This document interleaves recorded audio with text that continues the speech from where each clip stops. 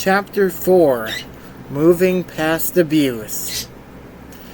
George was trying to get on with his life after experiencing a very traumatic event in his life, and he was searching for the one, while also scared to even find her, as he feared that he would just end up hurt all over again. He did not want to take any risks, but he had to keep moving past the abuse that he and his dad both endured. After he got off probation, he ended up getting a part-time job at a retail store after looking for work. He had to work as he was raised up with a great work ethic and to pay the bills when it came to get them paid. As George was applying for a job to various businesses, one caught his eye, as he has the retail experience from working at a previous retailer in the past. The position that was available at Calmart store would be the bakery department. George was thrilled, as he has both a retail experience and has great experience in the bakery field, which he and his grandma always baked together every Christmas, and he knew a thing or two. After he applied, a day later he received a phone call for a job interview at that store for the very position. He had to ride his bicycle to and from the store, as George didn't have his license yet, and the store was a good 2.5 miles away from home, and that wore George out before he even got to the store. He had to go to the back of the store for the job interview, which would be conducted by the assistant manager, and George was anxious and trying not to show how anxiety-ridden he is, as he needed the job. The assistant manager came and got him and took him to the human resources office room to conduct the interview. "Hey, George, I'm Assistant Manager Jerry, and how are you doing today?" asked Assistant Manager Jerry. "I'm great. How are you doing?" asked George. "So, I see you were a cart attendant for Bullseye Retailers. Is that correct?" asked Assistant Manager Jeremy. "That's all correct," answered George. "What were your job duties over there as a cart attendant?" asked Assistant Manager Jerry. "I collected the carts from in-store and from the parking lot, cleaning the restrooms, emptying the garbages, and replenishing items for the in-store bar bucks and pizza guts.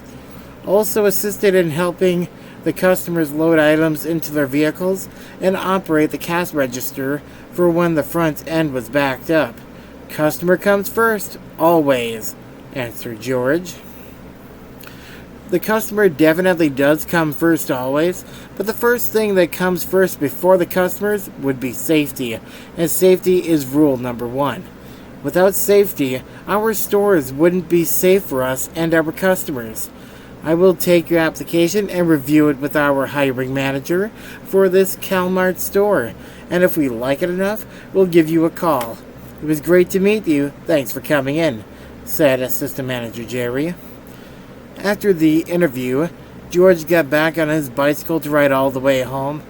Luckily for George, it was kind of a downhill ride from the Calmart, and he was ready to test the brakes on the bicycle on the 8% grade. As he was about to ride down the hill, he wanted to know how fast a bicycle could go down that hill with a morbidly obese rider down an 8% grade. He loved the wind going through his hair, and it felt great to go close to 40 miles per hour down the hill. His bicycle has disc brakes, which was a new adventure for him, as he has never had a disc-braked bicycle before.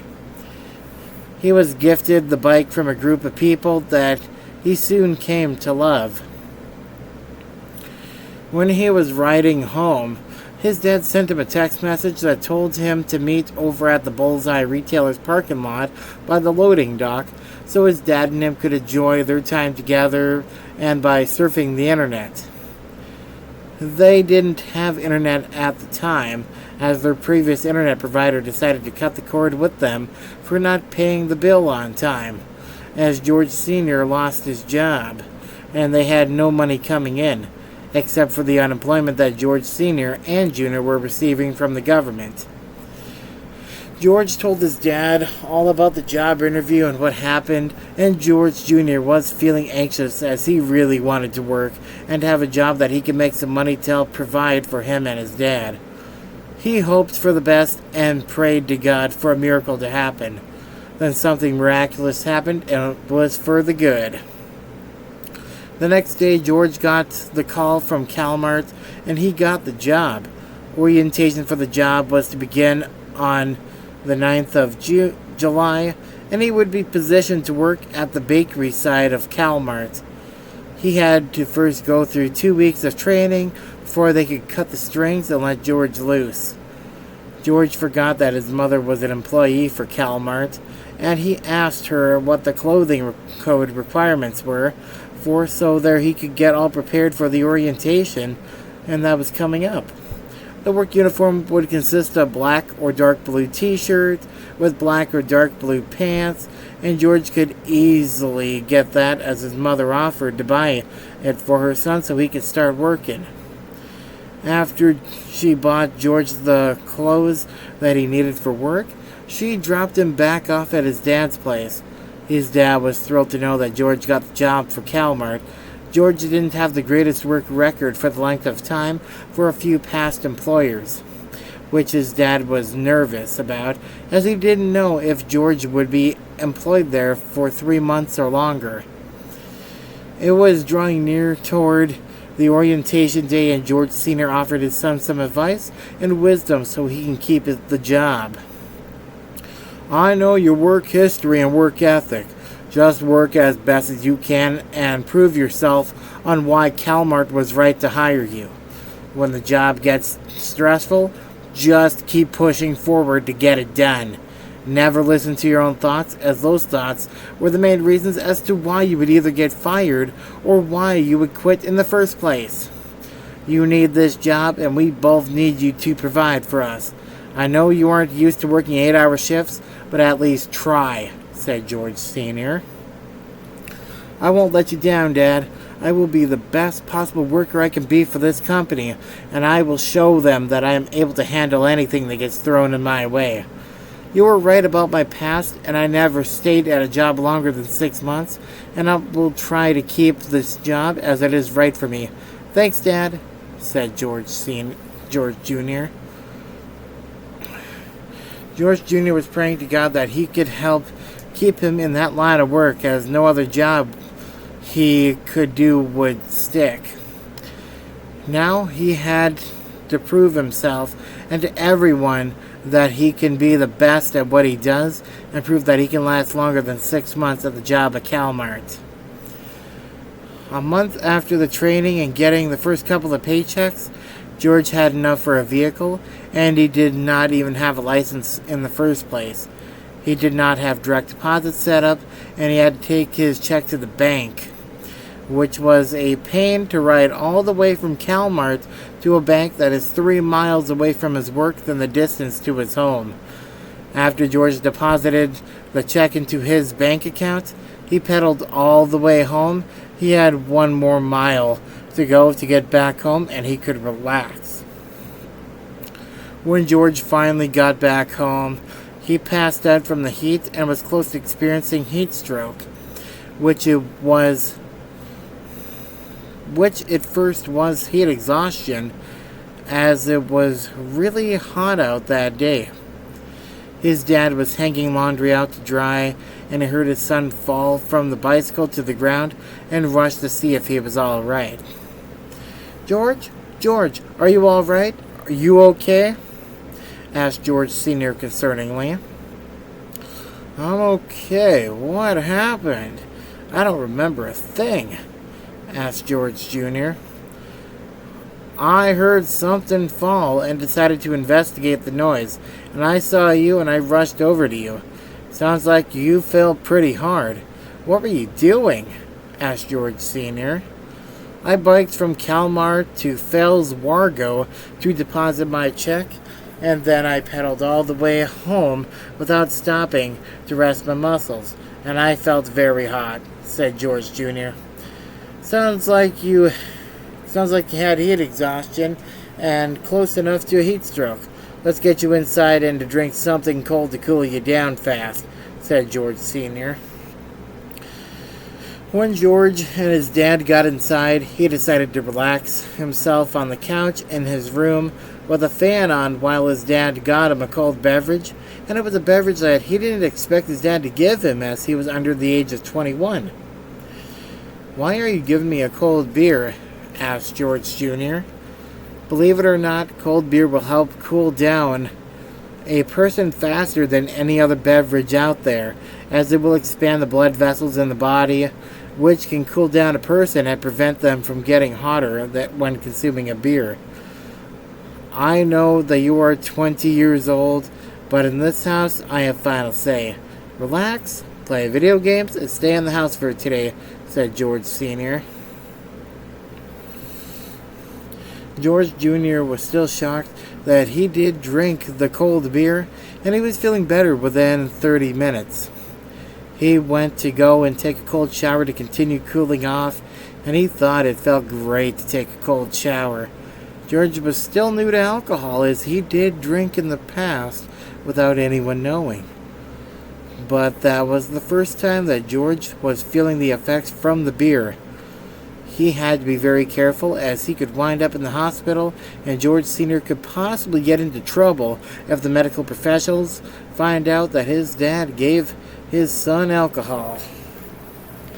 George Jr., at the age of 16, was drinking down the mini cans of Lillermite strawberry hard seltzer. It didn't feel drunk when he drank 6 of them in a row within a minute, as they were very tiny cans. This took place years ago, and we'll come back to this in Chapter 5. George was able to maneuver himself back into his bedroom and back into his bed, aka the couch. George had a thought that came into his head, one that he never thought to think of until the very moment. He was thinking of buying a vehicle and driving it to and from work only, as he didn't want to get caught driving without a license, and also because he didn't want to keep adding more gasoline to his vehicle, as he didn't know how to pump gas. When it came time, he asked his dad a serious question. "Dad, I'm thinking of getting myself a vehicle so I can get to and from work. I know I don't have a license, and I have already been caught once without a license and no insurance last year. I'll be very careful, and it's a great way for me to practice so I can get my license, as I never obtained one. Want to help me buy a vehicle for around $500? Asked George Jr. "I suppose so, but you be cautious, as cheap vehicles will break down. We don't need you to be going to jail. Your mother would kill us both, especially for me allowing you to go through with this whole crazy idea to get you a vehicle so you can get safely to and from work and back. Car, truck, or what?" replied George Sr. "It really doesn't matter to me. Something I could use to get back and forth to work in," said George Jr. "Alright, just make sure you don't take the main roads or highways to get to work, as there are plenty of cops out there and will pull you over if you do one mistake behind the wheel," advised George Sr. Hold on, I'm going to be changing off these glasses for a different pair. I'm wearing my previous prescription instead of my current.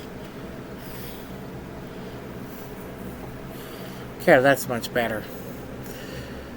Back to the story. It was the next day, and it was George's day off, and he could do whatever, and he was browsing online for vehicles under $600. He found the vehicle he wanted, and his dad had to make sure it wouldn't be a lemon, a vehicle that frequently needs maintenance and fixing up, as it would be his son's first ever vehicle. George found a vehicle that he was interested in, and had his dad call up the owner to get some questions answered about the vehicle. The vehicle checked out all right over the phone, and there was a plan made to go over and see the vehicle. It was a single cab pickup truck with the 5-speed manual transmission. and George was about to learn something useful from his old man. That would be to learn how to drive a truck with a manual transmission. A buddy of theirs gave George and his dad a ride over the next couple of towns to see the truck, and it was just as it looked like on picture, with the right description of what was wrong with it. The truck had two very bald tires, still enough tread left on to drive on until new tires could be put on, as the wires weren't exposed yet. His dad fired up the truck, and the engine sounded like it could use a tune-up, but still sounded great to be driven home on. George Sr. and his friend Dale Millstone inspected it thoroughly to make sure it was worth the buy. George was then told it would be a great first vehicle to ever have. They drove the truck all the way home and shifted great the entire way there. An hour went by, and George was starting to learn how to drive a manual transmission, and he kept having trouble with keeping it from stalling, as he wasn't shifting on time and letting go of the clutch too early. After about 2 weeks of owning the truck and driving it, he got the manual transmission mastered and was able to drive the truck just about anywhere. He was ready to drive the truck to work and back without a license, and did not care, just as long as he could go to work and back home safely. 1 month later, George was driving some distance to go and grab a sweet truck, and he drove all 50 miles to a town called Grand Hibumet. The guy that was going to be trading his truck for the truck that George owned, and the guy never showed, and his phone kept coming up as disconnected. He drove all the way for nothing and was pretty bummed on after driving 22 miles from where he was. He had to pull over in a Bullseye retailer parking lot, and he was getting pulled over by a Mitchell police officer. That put great fear in both George Sr. and especially George Jr. "Sir, do you know why I stopped you and why you didn't immediately stop on the highway?" asked Officer James Token. "We didn't want to pull over on the side of the road to where you could be struck by a motorist.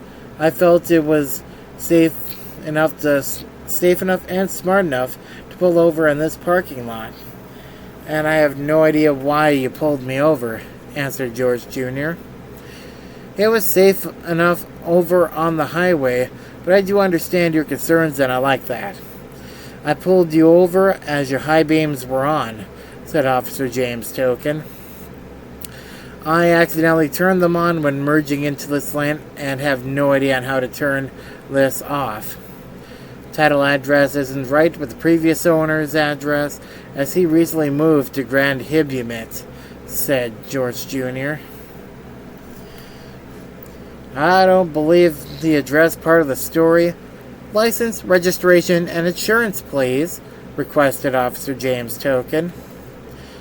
"I don't have a license. I had an instruction permit and I lost it.